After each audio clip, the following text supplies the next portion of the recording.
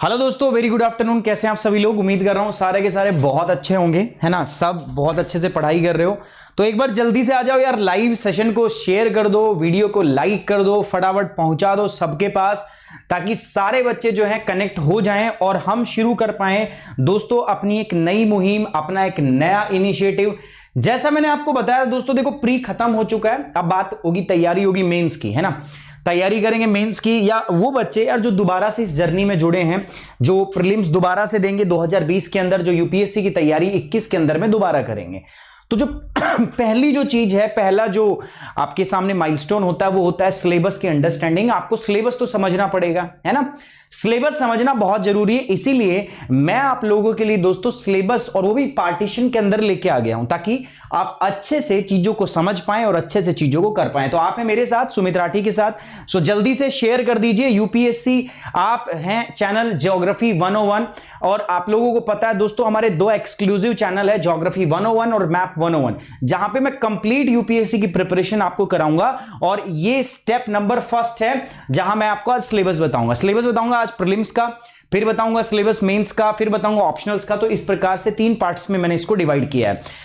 तो जल्दी से एक बार कर दो शेयर, मैं देख लेता हूं कौन कौन आ चुके हैं। वंदना, नरेश, ऋतुराज, विवेक, खत्री साहब आ चुके हैं, आयुषी आ चुकी हैं, सुनीत, वंदना, मीना प्रजापति आ चुके हैं, नरेश आ चुके हैं, नवनीत आ चुकी हैं, सुनीत आ चुके हैं, गगनदीप आ चुके हैं, वंदना। यार फटाफट खत्री साहब जल्दी से शेयर कर दो, मैक्सिमम बच्चों तक ये जाना चाहिए। शेयर करो फटाफट से, है ना। ज्यादा से ज्यादा बच्चों तक ये पहुंचना चाहिए, ज्यादा से ज्यादा बच्चों तक यहां पर रीच जानी चाहिए। So it's my humble request to all of you guys, please share it as much as you can. जल्दी से फिर मैं शुरू कर रहा हूं दोस्तों। यूपीएससी का सिलेबस जानना क्यों जरूरी है? देखो यूपीएससी का जानना जरूरी है ना हो दोस्तों, जानना इसका जरूरी है। हम देख रहे हो आईएएस, है ना। इस इंडिया के अंदर में, भारत देश के अंदर जिसमें हम रहते हैं, आईएएस से बड़ी और इससे प्रतिष्ठित जो आपकी जो नौकरी है वो कोई हो नहीं सकती। हर चीज आपको मिलती है, रेपुटेशन मिलता है, मान मिलता है, इज्जत मिलती है, शोहरत मिलती है, पैसा, सब एवरीथिंग इज हियर। तो हर एस्पिरेंट्स, हर बच्चे के मन दिमाग में जब वो मतलब एग्जाम देने की एज में रहता है, ऑब्वियस बात है, तो उसके दिमाग में कभी ना कभी ये ख्याल जरूर आता है कि यार यूपीएससी की तैयारी मुझे करनी है। क्यों? बिकॉज सर्विस ही इतनी अट्रैक्टिव है दोस्तों। यहां पर जब आप जाते हो, जो डेस्टिनेशन है वो ही इतनी अट्रैक्टिव है। अगर मैं बात करूं चाहे इसके सिलेक्शन से लेके आपका जो फाइनल ट्रेनिंग तक, और उसके बाद में जब यूपीएससी में सेलेक्ट हो जाते हो, जब आईएएस ऑफिसर आप बन जाते हो, तो पूरा का पूरा सफर जो है वो बहुत ही सुहावना है, बहुत ही अच्छा है, बहुत ही मजेदार है, बहुत ही अच्छा ये आपका सफर पूरा का पूरा जो है ये है।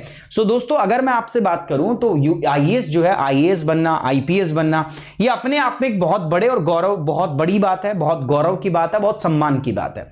लेकिन इसके लिए करना पड़ता है दोस्तों संघर्ष, इसके लिए करनी पड़ती है मेहनत। क्योंकि आप लोग जानते हो यूपीएससी आईएएस के एग्जाम को हम 3 कारणों की वजह से सबसे कठिन परीक्षा के समझते हैं। वो क्या है 3 कारण? सारे के सारे कारणों के साथ मैं आपके इसको एनालिसिस करने वाला हूं।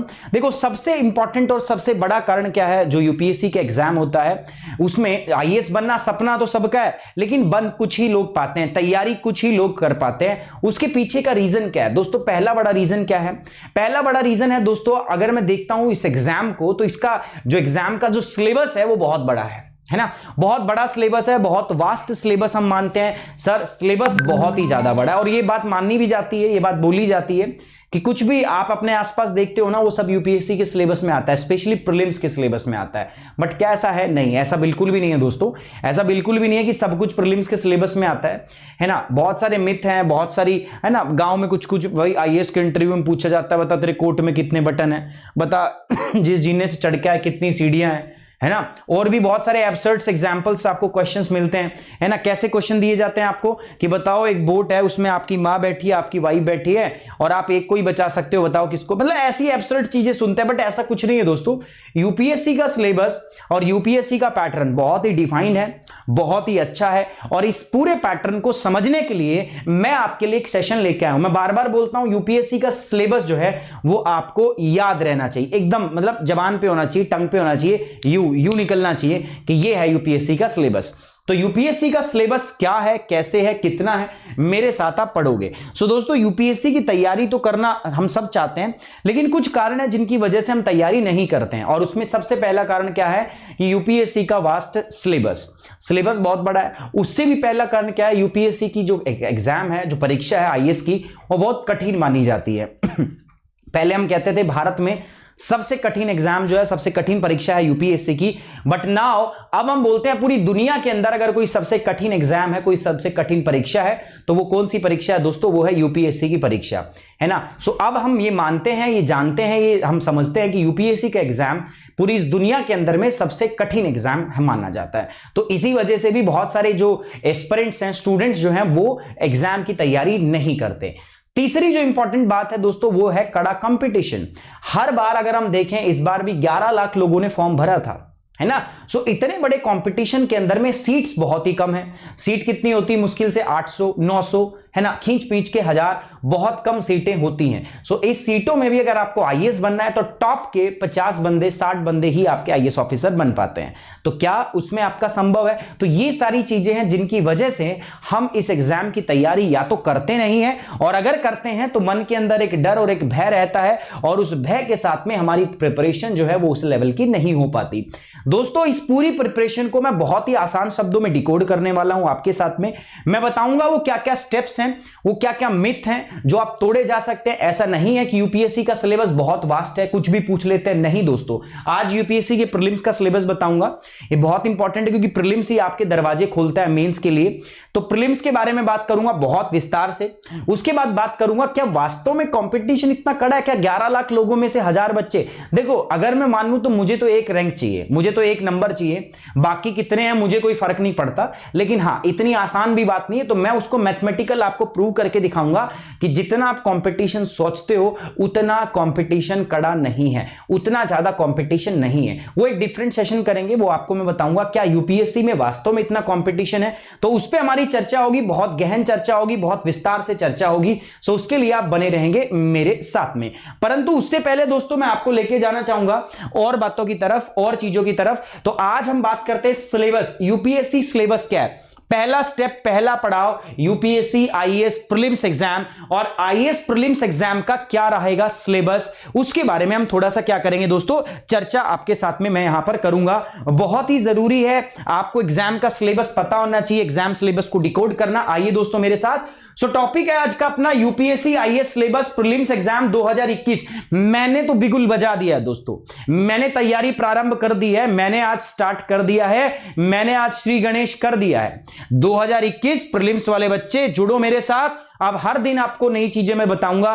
गुरुकुल प्रोग्राम लेके आ रहा हूं आपके लिए, बहुत जबरदस्त प्रोग्राम लेके आ रहा हूं। आप देखोगे, आपने इतिहास के अंदर ऐसा प्रोग्राम नहीं देखा होगा जिसमें आपको हाथ पकड़ के सिखाया जाए। सो बस आप देखते रहिए, बने रहिए। तो आज बात करते हैं कि प्रीलिम्स का एग्जाम का जो सिलेबस है, पैटर्न है, वो क्या है। तो दोस्तों, सुमित 10 ये अपना कोड है। अगर आप, ये तो YouTube माध्यम है, अगर आपको लगे कि आपको, भाई मैं एजुकेटर, अगर आपको लगता है कि हां आपकी यूपीएससी की जर्नी में मैं एक इंपॉर्टेंट रोल प्ले कर सकता हूं, आपको मैं आगे लेके जा सकता हूं, तो आप मेरे प्लस कोर्स के साथ भी जुड़ सकते हैं अकेडमी पर। और उसके लिए आपको कोड क्या यूज करना है दोस्तों? रेफरल कोड यूज करना है सुमित 10। जब आप सुमित 10 कोड यूज करोगे तो आप कनेक्ट होगे सीधे मेरे से और टॉप एजुकेटर से, अनअकैडमी जैसे मुरनाल सर और जितने भी टॉप एजुकेटर हैं, आप सबसे कनेक्ट होगे जब आप कोड यूज करोगे दोस्तों सुमित 10। तो सुमित 10 कोड आपको यूज करना है, आपको डिस्काउंट भी मिलेगा, साथ ही साथ आपको डायरेक्टली पर्सनली गाइड मैं करूंगा इस पूरी प्रक्रिया के दौरान। चलिए आगे बढ़ रहा हूं दोस्तों, मैं स्टेज ऑफ एग्जाम की बात कर रहा हूं। दोस्तों, ये जो यूपीएससी का पेपर है, सिविल सर्विस, जो आईएएस का पेपर होता है ना, ये आईएएस का पेपर कितने चरणों में होता है? तो पहली बात बताऊं, ये 3 चरणों में होता है। स्टेज नंबर 1, जिसको हम बोलते हैं प्रिलिमिनरी एग्जाम, प्रीलिम्स बोलते हैं इसको हिंदी में। पहला स्टेज है प्रिलिमिनरी एग्जाम, प्रीलिम्स शॉर्ट में बोल देते हैं। ये एग्जाम ऑब्जेक्टिव टाइप का एग्जाम होता है, ऑब्जेक्टिव पेपर है ना। पूरी तरीके से ऑब्जेक्टिव चीजें आपसे पूछी जाती है। कितने सवाल होते हैं, कैसा एग्जाम का पैटर्न होता है, अभी बताऊंगा। सिलेबस क्या होता है बताऊंगा। स्टेज नंबर 2 पे आते हैं दोस्तों। जब मैं स्टेज नंबर 2 की बात करता हूं तो स्टेज नंबर 2 है जो मेरे पास, वो मेंस एग्जामिनेशन। जब आप प्रीलिम्स पास कर लेते हो, प्रीलिम्स पास करना जरूरी है क्योंकि यही आपके आगे के द्वार खोलता है। जब आप प्रीलिम्स पास कर लेते हो तो सेकंड आपके पास क्या है दोस्तों, मेंस एग्जाम।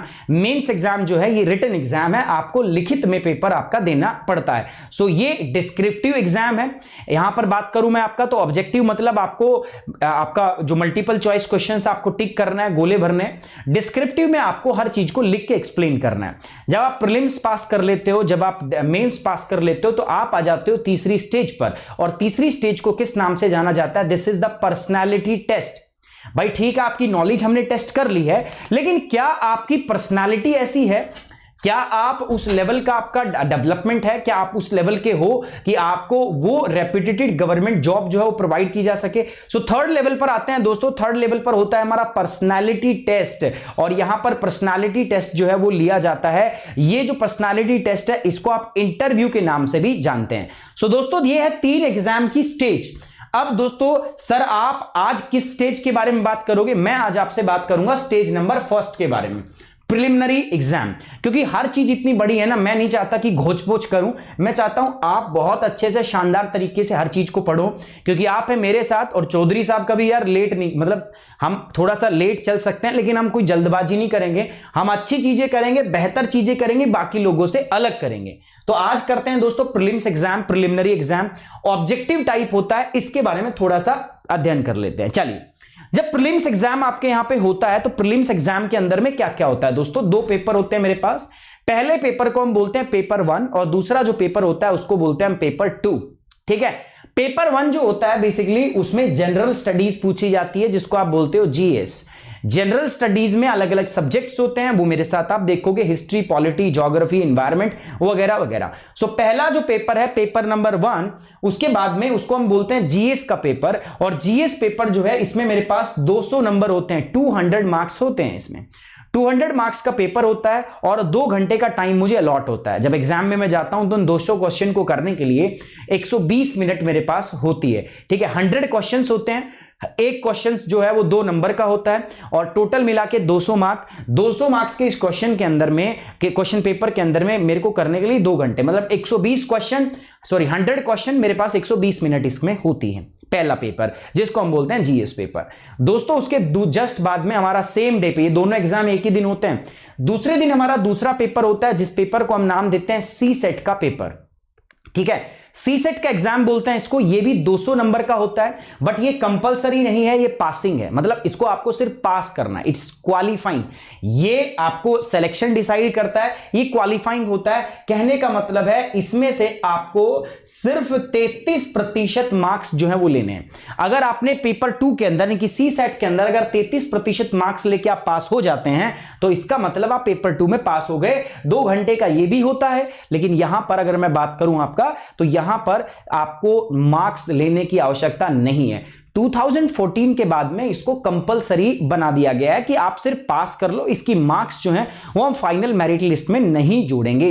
हालांकि प्रीलिम्स के पेपर के जो मार्क्स हैं 200 मार्क्स, ये भी ऐड नहीं होते आपकी फाइनल जो लिस्ट बनती है मेंस के बाद, लेकिन हाँ ये एक एंट्री लेवल एग्जाम है, इसी के बाद में आप मेंस का एग्जाम दे। अगर आपने प्रीलिम्स क्वालिफाई नहीं किया तो दोस्तों आप मेंस एग्जाम में नहीं जा सकते हो। अच्छा, आउट ऑफ इस 200 मार्क्स अगर मैं बात करूं दोस्तों, तो कितने मार्क्स लेने के ऊपर आपका सिलेक्शन होता है दोस्तों? तो मैं आपको एवरेज बोल दूं दोस्तों, राउंड ऑफ में कर देता हूं, लगभग 50 to 55%। अगर आप 50 से 55% मार्क्स ले लेते हैं तो आपका सिलेक्शन हो जाता है। मतलब out of these 200 marks you just have to take the marks between 100 and 110। 100 से 110 के बीच में आपको नंबर लाने हैं।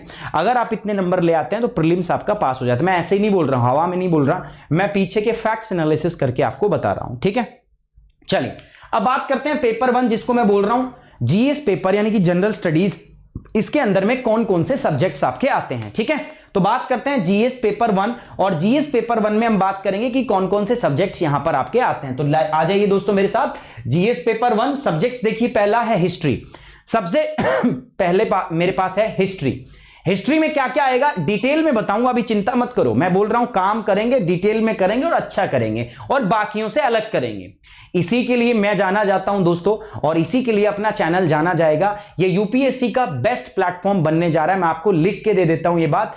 आपकी मदद से हम इस चैनल को यूपीएससी की तैयारी के लिए बेस्ट प्लेटफॉर्म जो है मैं बनाऊंगा, बस आपका मुझे साथ की जरूरत है। हिस्ट्री के बाद में दूसरा जो है यहां पर वो होता है ज्योग्राफी। पहला जो सब्जेक्ट आता है हिस्ट्री, ज्योग्राफी। इसके बाद अगर मैं बात करूं तो पॉलिटी के बाद अगर हम चर्चा करें तो इकोनॉमिक्स के बाद अगर मैं बात करता हूं तो एनवायरमेंट एंड इकोलॉजी, ये अगला टॉपिक है। सो अगर हम देखें तो history, geography, polity, environment and economy, ये सारे के सब्जेक्ट्स हमारे साथ है। उसके बाद आता है जनरल साइंस, और जनरल साइंस के बाद आता है दोस्तों हमारे पास current event. So these are the topics जो पूछे जाते हैं किसके अंदर दोस्तों, आपका दीज आर द टॉपिक्स जो आपसे पूछे जाते हैं जीएस पेपर 1 के अंदर। ठीक है, पेपर 1 के अंदर ये वो सब्जेक्ट्स हैं जो आपसे पूछे जाते हैं। पहला है ज्योग्राफी, दूसरा हिस्ट्री, ज्योग्राफी हिस्ट्री मतलब इतिहास, भूगोल, पॉलिटी। ठीक है, उसके बाद आप बात करें अर्थव्यवस्था, इकोनॉमिक्स, एनवायरनमेंट, पर्यावरण के बारे में है। जनरल साइंस से संबंधित है। ये अलग अलग सब्जेक्ट है, और ये इन सब का पापा, the father of all these subject, the father of all these, जिसका नाम क्या है दो आपका दोस्तों, फादर ऑफ ऑल दीज, जिसका नाम है आपका करंट अफेयर, इन सब का पापा होता है ना। और नाम क्या है दोस्तों, इसका नाम है इसका करंट अफेयर। कितने आते हैं दोस्तों इसमें, सारी इतनी चीजें है ना कि बस पूछो ही मत, इतने सारे सब्जेक्ट्स हैं, तो इसीलिए हमें थोड़ा मुश्किल भी लगता है। हम सोचते हैं कि सर बहुत मुश्किल है, तो करंट अफेयर में तो बहुत ज्यादा वास्ट है। और अगर मैं बात करूं तो पूरे एग्जाम के अंदर में ऑलमोस्ट 40 से लेकर 50% इसकी वेटेज होती है करंट अफेयर की। अब एक एक करके बात करते हैं। सर हिस्ट्री में क्या क्या आता है दोस्तों, हिस्ट्री में क्या क्या आएगा दोस्तों, समझिए। सबसे पहले जो हिस्ट्री का सिलेबस है ना, वो ऐसे लिखा हुआ है, बस पेपर में ना ऐसा लिखा हुआ है कि हिस्ट्री में लिखा हुआ है हिस्ट्री ऑफ इंडिया, भारत का इतिहास, इंडियन फ्रीडम स्ट्रगल, और जो भारत के लिए स्वतंत्रता का जो स्ट्रगल रहा है, जो स्वतंत्रता के लिए हमने लड़ाई लड़ी है, उसके बारे में यहां पर लिखा हुआ है। लेकिन अगर मैं इसको डिकोड करूं तो क्या क्या आएगा, हिस्ट्री ऑफ इंडिया, भारत का इतिहास, इसमें दोस्तों सबसे पहले आती है ancient history of India. Ancient history में हम क्या पढ़ते हैं दोस्तों, इसमें हम पढ़ते हैं आपका हड़प्पा संस्कृति, हम इसमें पढ़ते हैं आपका वैदिक काल, हम पढ़ते हैं दोस्तों अन्य जो काल थे हमारे, गुप्ता पीरियड, ठीक है, मौर्य पीरियड, ये सारे के सारे हम पढ़ते हैं किसमें दोस्तों, आपका एंशिएंट हिस्ट्री के अंदर। एंशिएंट हिस्ट्री में तो पढ़ते हैं, साथ ही साथ में इसमें आर्ट एंड कल्चर का पार्ट भी इन्वॉल्व होता है। ज्यादातर जो क्वेश्चंस आते हैं दोस्तों एंशिएंट हिस्ट्री हो, चाहे वो आपका सेकंड पार्ट में मेडिवल हिस्ट्री ऑफ इंडिया हो, ज्यादातर जो क्वेश्चंस आते हैं they are art and culture, ये आर्ट एंड कल्चर से संबंधित होते हैं। यूपीएससी को ना ज्यादा राजा महाराजाओं से कुछ लेना देना नहीं है, कौन राजा था, नहीं। यूपीएससी आर्ट ऐसी चीजें पूछती है जिसने सोसाइटी को इंपैक्ट किया हो, चाहे वो लॉन्ग टर्म इंपैक्ट रहा हो, चाहे शॉर्ट टर्म इंपैक्ट रहा हो, तो आपसे वो सारी चीजें यहां पर पूछी जाती है। तो पहला history of India, India freedom struggle, history of India में एंशिएंट हिस्ट्री, उसके साथ साथ आपका मेडिवल हिस्ट्री की अगर मैं बात करूं सेकंड नंबर पे। थर्ड नंबर पर आता है दोस्तों मॉडर्न हिस्ट्री। मॉडर्न हिस्ट्री जो है वो आपकी पूछी जाती है कहां से कहां तक। अगर मैं मॉडर्न हिस्ट्री बोलूं तो एडवेंट ऑफ द यूरोपियन से होता है, बट ठीक है, इसमें 1857 से लेकर 1947 तक की हम बात कर लेते हैं मोटे मोटे तौर पर। तो ये आपका होता है। साथ ही साथ में इंडियन नेशनल मूवमेंट्स, जो भारत को आजादी जब मिली थी तो बहुत सारे मूवमेंट्स जो हैं चलाए गए थे, जिसके अंदर में अगर मैं बात करूं तो क्विट इंडिया मूवमेंट था, नॉन कॉपरेशन मूवमेंट था, ठीक है। तो ये जितने भी मूवमेंट, सिविल डिसोबीडियंस मूवमेंट था, ठीक है, जितने भी मूवमेंट्स हैं, ऐसे मूवमेंट्स जो भारत को स्वतंत्रता दिलाने के अंदर में महत्वपूर्ण जिन्होंने रोल प्ले किया है, वो सारे के सारे यहां पर आपके इंपॉर्टेंट है, महत्वपूर्ण है। सो जीएस में पहला पार्ट है हिस्ट्री। तो हिस्ट्री में क्या क्या आता है, हिस्ट्री ऑफ इंडिया, और हिस्ट्री ऑफ इंडिया में सम्मिलित होता है दोस्तों ancient history of India, medieval history of India और मॉडर्न हिस्ट्री ऑफ इंडिया। इसमें अगर मैं बात करूं तो अलग अलग रिबेलियन, ठीक है, कास्ट रिवॉल्यूशन, ये सारी चीजें आपसे पूछी जाती है जी। आपका अगर मैं बात करूं एंशिएंट और मेडिवल हिस्ट्री से, तो यहां से आर्ट एंड कल्चर का पार्ट आपसे ज्यादा पूछा जाता है, आर्ट एंड कल्चर आपसे ज्यादा पूछा जाता है। इसके बाद अगर मैं बात करूं तो मॉडर्न इंडिया में आते हैं। तो जब इंडियन नेशनल मूवमेंट की बात करेंगे तो formation of the Congress, Congress के सेशन कहां कहां पे होते हैं, इंडिया के गवर्नर जनरल्स कौन कौन से रहे हैं, वायसराय कौन कौन रहे हैं, ठीक है। अगर मैं बात करूं तो कास्ट रिवॉल्यूशंस, ठीक है, पीजेंट मूवमेंट, इनसे दोस्तों बहुत ही ज्यादा आपके सवाल जो है यहां पे पूछे जाते हैं। So these are the important topic of the history, you must remember, you must read these subjects. मैं इनके बारे में बुक भी बताऊंगा आपको, बहुत जल्दी एक सेशन करने वाला हूं मैं कि यूपीएससी प्रीलिम्स के लिए कौन कौन सी किताबें आपके पास होनी ही चाहिए। मतलब ये किताबें अगर आप यूपीएससी की तैयारी कर रहे हैं तो आपकी अलमारी में होनी चाहिए, मैं उसके बारे में बात करूंगा एक अलग सेशन में। तो बात आती है हिस्ट्री। हिस्ट्री के बाद बात करते हैं दोस्तों ज्योग्राफी। तो ज्योग्राफी आपको पता ही है, अपना एक इंपॉर्टेंट सब्जेक्ट है, फेवरेट सब्जेक्ट है। सो ज्योग्राफी में आप क्या देखोगे दोस्तों, ज्योग्राफी मतलब इंडियन ज्योग्राफी, भारत की ज्योग्राफी देखोगे आप, ह्यूमन ज्योग्राफी देखोगे, इकोनॉमिक ज्योग्राफी देखोगे आप, और world geography. These are the part of the geography. ये सारे के सारे ज्योग्राफी में आते हैं। अब मैं इसमें और भी नाम जोड़ सकता हूं, मैं बोल दूंगा सोशल ज्योग्राफी, ये ज्योग्राफी, वो ज्योग्राफी। कहने का मतलब ये है कि जितने भी इंडियन ज्योग्राफी में पार्ट आते हैं, इंडियन ज्योग्राफी में लाइक भारत के फिजिकल फीचर्स है ना, भारत के अंदर हिमालय जो है, हिमालय के बारे में, इंडियन आपका जो हिमालय के बाद में जो नॉर्थ इंडियन प्लेन है उसके बारे में, पेनिनसुलर इंडिया के बारे में, ठीक है, ये सारी बातें जो डेक्कन प्लेटू, ठीक है, भारत की नदियां कौन कौन सी हैं, भारत में खनिज कहां पाए जाते हैं, भारत की मिट्टी कैसी है, भारत की कृषि कैसी है, भारत के अंदर किस प्रकार का ट्रांसपोर्टेशन है, भारत के अंदर किस प्रकार के खनिज है, भारत के अंदर किस प्रकार के उद्योग हैं, सारा आपसे डिटेल में पूछा जाता है। उसके बाद अगर मैं बात करूं वर्ल्ड ज्योग्राफी, वर्ल्ड ज्योग्राफी में मैप रिलेटेड चीजें होती हैं, लोकेशन कहां है, कहां पर कौन सी चीज स्थित है, किस वाटर बॉडी से गिरा है, तो मैप बेस्ड क्वेश्चंस आपसे पूछे जाते हैं। इंटरनेशनल इवेंट्स जो आपके मैप बेस्ड होते हैं उनसे सवाल यहां पे पूछे जाते हैं। ह्यूमन ज्योग्राफी वो है जो मानवता जो अभी तक चली आ रही उसको किस प्रकार से ज्योग्राफी ने प्रभावित किया है। इकोनॉमिक ज्योग्राफी इसी से हमारे कामकाज क्या रहे हैं, मतलब अब से पुराने टाइम से अब तक हम किस प्रकार की जो ऑक्यूपेशन है उसमें इन्वॉल्व हैं, तो ये सारा पार्ट आता है किसके अंदर, आपका दोस्तों ज्योग्राफी के अंदर। तो after the geography will move to the next part, a concept of the Indian geography and concept of physical geography, ये आता है इसके अंदर। तो ये सारी चीजें आपकी इन्वॉल्व होती हैं। Geography of India, concept of physical geography, Indian geography, human geography, economic geography and world geography, ठीक है। ये सारा ज्योग्राफी का पार्ट आपका आता है किसके अंदर, आपका दोस्तों it comes under the geography segment. कोई दिक्कत हो, कोई डाउट हो, you can ask me in the comment box after the class and I will reply each and every one of your questions. चलिए आगे बढ़ते हैं दोस्तों। ज्योग्राफी के बाद में, भूगोल पढ़ने के बाद में दोस्तों अपने को क्या करना है, अब मैं भूगोल के बाद बात करता हूं, तो ये आ गया मेरे पास क्या दोस्तों, पॉलिटी। क्या क्या आ गया मेरे पास, पॉलिटी। तो पॉलिटी में देखते हैं दोस्तों, पॉलिटी में क्या महत्वपूर्ण है। तो जो सिलेबस है उसमें क्या लिखा हुआ है, सिलेबस के अंदर में लिखा हुआ है दोस्तों पॉलिटी। पॉलिटी में आपको पढ़ना है Indian polity and the governance issues, ठीक है। पहला टॉपिक है भारत की पॉलिटी क्या है और गवर्नेंस से रिलेटेड इश्यू, जो सरकार है उससे संबंधित इश्यूज जो है वो आपको देखने हैं। संविधान के बारे में पढ़ना है, कॉन्स्टिट्यूशन, भारत के अंदर किस प्रकार का राजनीतिक तंत्र है, किस प्रकार का पॉलिटिकल सिस्टम है, इसके बारे में पढ़ना है। आपको पब्लिक पॉलिसी के बारे में देखना है, भारत के अंदर किस प्रकार की पब्लिक पॉलिसी जो है वो बनाई जाती है। आपको राइट इश्यूज जो है उनके बारे में देखना है। आपको भारत में यूनियन एग्जीक्यूटिव, केंद्रीय कार्यपालिका, स्टेट कार्यपालिका, भारत का फेडरल स्ट्रक्चर, जुडिशियल सिस्टम, और देखो पंचायती राज अलग से लिखा हुआ है, सिलेबस में मेंशन है पंचायती राज, इसलिए इस पर विशेष ध्यान देना। क्या क्या है ज्योग्राफी के पॉलिटी के सिलेबस में आपको पता है दोस्तों, आपको सारा कॉन्स्टिट्यूशन पढ़ना है, कॉन्स्टिट्यूशन के अलग अलग भाग पढ़ने हैं, कॉन्स्टिट्यूशन डेवलपमेंट, संविधान किस प्रकार से डेवलप हुआ, कॉन्स्टिट्यूएंट असेंबली के बारे में आपको देखना है दोस्तों, आपको पढ़ना है सिटीजनशिप के बारे में, आपको पढ़ना है फंडामेंटल राइट, आपको पढ़ना है DPSP, directive principle of state policy, नीति निर्देशक सिद्धांत, मौलिक अधिकार, मौलिक कर्तव्य, केंद्रीय आपकी जो अगर मैं बात करूं आपका तो विधानपालिका, राज्यपालिका, विधानपालिका, कार्यपालिका और न्यायपालिका, चाहे वो आपका केंद्रीय स्तर पे रही हो चाहे राज्य स्तर पे रही हो, चाहे स्टेट आपका लेजिस्लेचर बात कर लो, चाहे सेंट्रल लेजिस्लेचर की बात कर लो, स्टेट आपका यूनियन एग्जीक्यूटिव, चाहे मैं बात कर लूं आपका यूनियन एग्जीक्यूटिव और स्टेट एग्जीक्यूटिव, सब अलग अलग लेवल पर आपको पढ़ने हैं। भारत का फेडरल स्ट्रक्चर, भारत का parliamentary system, centre state relations, Bharat के अंदर कॉन्स्टिट्यूशनल और नॉन कॉन्स्टिट्यूशनल बॉडीज, कंप्लीट आपको यहां पर पढ़ना होता है, किसमें, पॉलिटी के अंदर।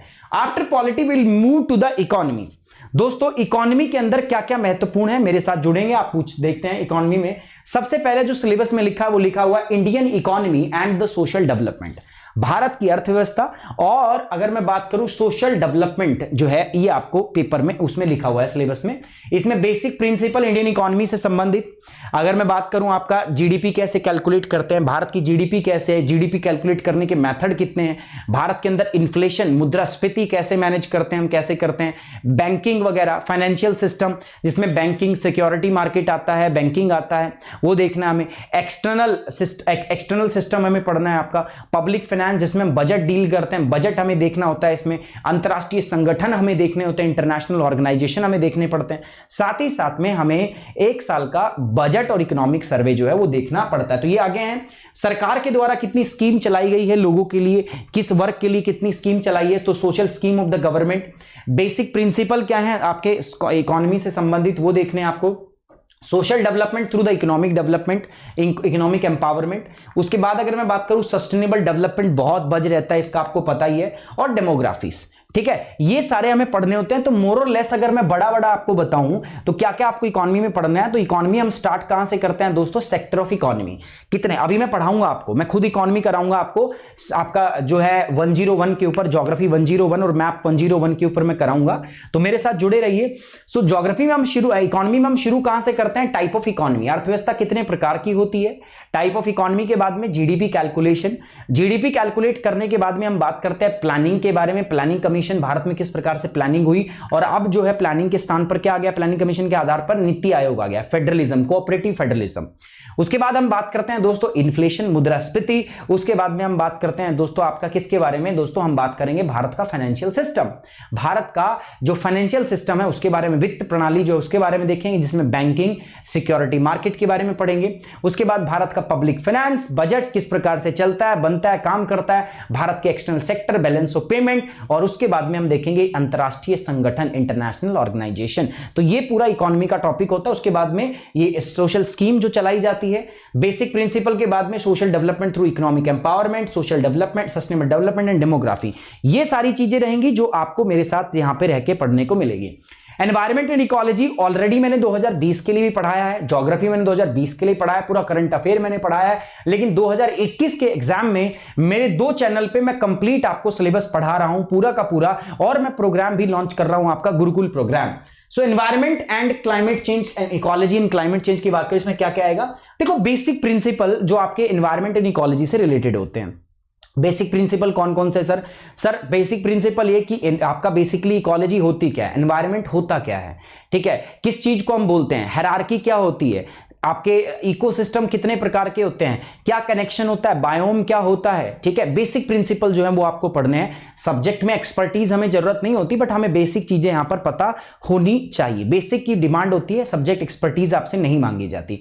बायोम क्या होता है, बायोमास क्या होता है, पिरामिड्स क्या होते हैं, फूड चेन क्या होती है, फूड वेब क्या होती है, इकोसिस्टम कितने प्रकार के होते हैं, एक्वाटिक इकोसिस्टम, जलीय पारिस्थितिक तंत्र, ठीक है, उसके बाद में आपका स्थलीय पारिस्थितिक तंत्र, दोनों का विभाजन, ठीक है, ये सारी चीजें, प्रदूषण, ये सब हम इसमें पढ़ते हैं।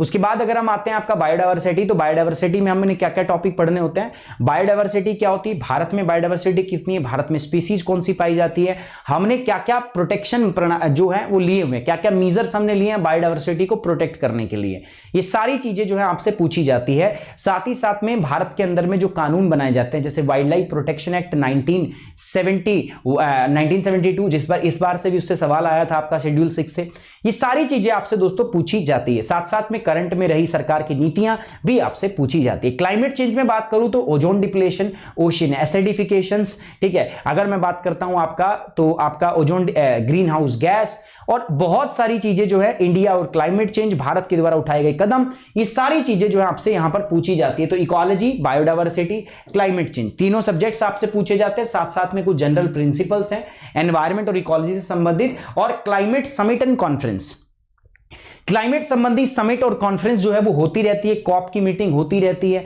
कहां पर हुई, तो ये बेसिकली करंट अफेयर का पार्ट जो है वो आपका आ जाता है। सो ये सारा आपसे पूछा जाता है किसके अंदर दोस्तों, ये सारा आपसे पूछा जाता है आपका एनवायरमेंट एंड इकोलॉजी में। Now let's move to the next part, general science. Sir general science में क्या आता है दोस्तों, जनरल साइंस में आने वाले सब्जेक्ट्स में पहला सब्जेक्ट होता है आपका फिजिक्स, दूसरा सब्जेक्ट होता है दोस्तों मेरा केमिस्ट्री, आपका केमिस्ट्री है ना, तीसरा होता है दोस्तों बायोलॉजी। बट ये आसान चीजें पूछी जाती है, ये आपका 10th लेवल तक की ये चीजें आपसे कॉमन प्रिंसिपल पूछे जाते हैं, मतलब ऐसा नहीं कि आपसे कोई डेरिवेशन करवा के पूछता, नहीं, कॉमन चीजें पूछी जाती हैं, बहुत ही आम बातें जो आपको पता होती हैं। उसके बाद कुछ जनरल प्रिंसिपल्स इन्हीं के।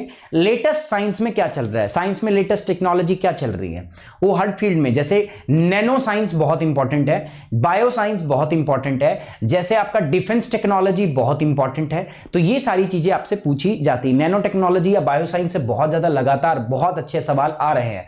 इस बार भी अगर आप देखोगे तो बहुत सारे मल्टीपल क्वेश्चंस जो हैं यहां से पूछे गए हैं। इसके बाद अगर मैं बात करूं टेक्नोलॉजी डेवलपमेंट कौन कौन सी है, तो ये सारी चीजें जो है वर्तमान में, जो अभी जो हमारा 2020 में हाल ही में जो एग्जाम हुआ है, हमने उसके अंदर में भी देखा है कि बहुत सारे सवाल जो है यहां से आए हैं और आगे भी आएंगे। सो ये भी पार्ट आपको दोस्तों ध्यान में रखते हुए आगे बढ़ना है। उसके बाद मैं बात करता हूं दोस्तों करंट अफेयर, ठीक है, मैंने जैसा आपको बोला current affair the father of all the subjects, जिसका नाम होता है आपका क्या, करंट अफेयर, द पापा ऑफ ऑल दी सब्जेक्ट्स। सारे सब्जेक्ट्स जो इसके अंदर आते हैं, इसके अंदर में वो इवेंट्स आते हैं जो दोस्तों आपके नेशनल और इंटरनेशनल इंपॉर्टेंस के होते हैं। सो एवरी इवेंट्स जो नेशनल और इंटरनेशनल इंपॉर्टेंस का होता है that comes under the current affair. कोई भी जो आपका इवेंट्स हैं जो इसमें आता है तो वो हमारे लिए यहां पे काम का है। सो कैसे करें दोस्तों करंट अफेयर के लिए? मॉर्निंग हमारा MNG मॉर्निंग में हमारा 8 AM पे शो आता है, साथ साथ में बहुत सारे आप करंट अफेयर के शो करता हूं, आपका ज्योग्राफी 101 और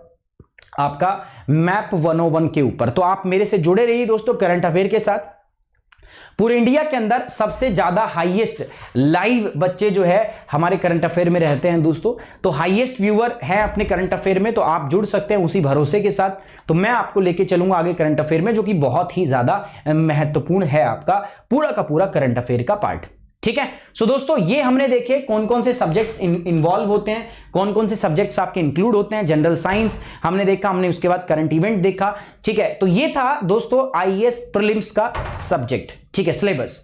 आईएएस मेंस में सिलेबस अलग होता है दोस्तों, उसके अंदर अलग अलग पेपर होते हैं, उसके लिए आपसे फिर कभी चर्चा होगी। लेकिन साथ ही दोस्तों आपने देखा तो प्रीलिम्स का सिलेबस बहुत ही डायनामिक है, आसान है, नो डाउट, लेकिन हाँ गाइडेंस की सही जरूरत आपको पड़ती है। सो दोस्तों गाइड करने के लिए मैं सुमित राठी आपके साथ उपलब्ध हूं यूट्यूब प्लेटफॉर्म पर और साथ ही साथ में अनअकैडमी ऐप प्लेटफॉर्म पर भी। यूट्यूब प्लेटफॉर्म पे आप मेरे से ज्योग्राफी 101, 2 चैनल है हमारे दोस्तों।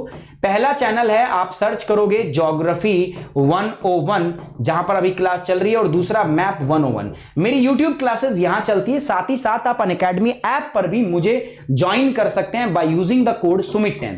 अगर आप मेरे प्लस कोर्सेज से जुड़ना चाहते हैं तो याद रखिएगा मेरा कोड जो है वो क्या है दोस्तों, सुमित10। सुमित10 मेरा कोड है, इस कोड का आप इस्तेमाल करेंगे आपको 10% का डिस्काउंट मिलेगा। साथ ही साथ में इस पूरी जो आपकी प्रिपरेशन की प्रक्रिया, इसमें आप मेरे से जुड़े रहेंगे। मैं आपको पर्सनली गाइड करूंगा इस पूरी प्रक्रिया के दौरान, अगर आप सुमित10 कोड का इस्तेमाल करके अनअकैडमी प्लस पे ज्वाइन करते हैं तो।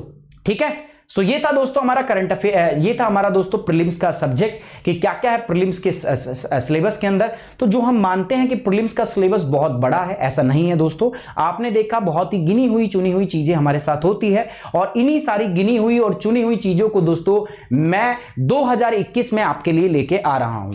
2021 में हर एक सब्जेक्ट के ऊपर एक बेहतर कंटेंट, उच्च स्तर का, उच्च कोटि का कंटेंट मैं आपके बीच में लेके आऊंगा बहुत जल्दी। और हमारा ये प्रोग्राम है गुरुकुल प्रोग्राम, जो बहुत जल्दी आप इस चैनल पे देख भी सकते हो। तो दोस्तों वीडियो को लाइक करना है, वीडियो को शेयर करना है मैक्सिमम, ये मेरा आपसे विनम्र निवेदन है। आपके साथ की मुझे जरूरत है दोस्तों, आपके लिए एक अच्छा काम करने जा रहा हूं तो आपकी मुझे साथ की आवश्यकता रहेगी। तो गाइस वीडियो को लाइक करना है, शेयर करना है, और अगर आप चैनल पे नए हैं तो प्लीज गाइस इससे बेटर चैनल आपको ज्योग्राफी या जो अन्य सब्जेक्ट है उसकी तैयारी के लिए नहीं मिलेगा। सो it's my humble request, please guys कि जल्दी से सब्सक्राइब कर लें और बेल आइकन को भी दबा दें ताकि आपको सारी वीडियो की नोटिफिकेशन सबसे पहले मिल सके।